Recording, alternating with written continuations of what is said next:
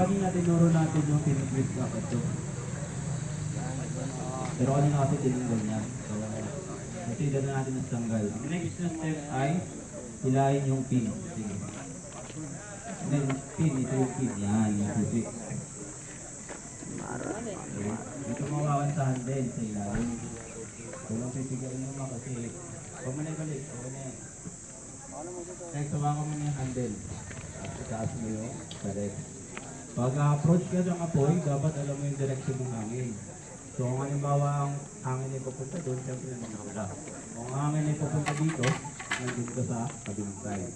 So since naman wala naman masyadong hangin, pwede mo siyang lapitan ng any direction. So dito tayo ma'am. Sige, hawakan mo yung bar X, approach mo yung apoy.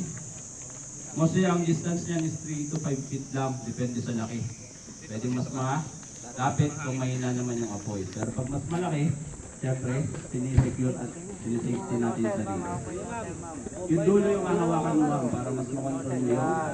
Yan ang nasa yung dulo. Sige. Bigayin mo ma'am yung sa taas. Ma'am, piga-piga. Okay, thank you. Next.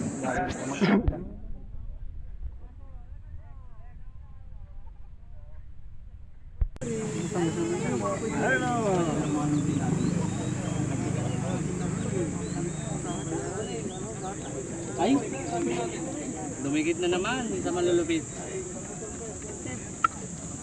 Dito ka lang kasi pinipicture nila. Kaya ako ka cellphone, mapipicture ka. Hindi, walang problema.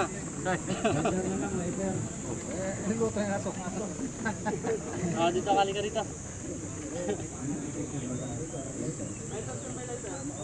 Sero. Sinado talaga ta. Hindi na pangapo yan, oh.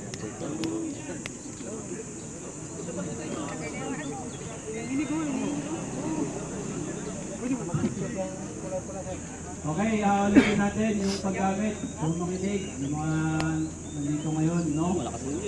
Ang paggamit para sa fire extinguisher ay tipas.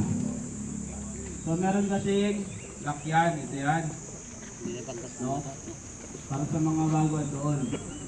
So tinatanggal muna to. Nandito yan sa may pin, saka sa lever.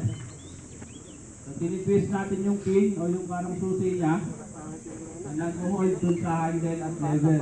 So tinitwist, tinitwist lang. Susi. Once nakakaputol nyo to, no, pwede nang malatanggal na yung pin. So pag natanggal yung pin, hawakan mo yung fire extinguisher. Depende kung ano ka.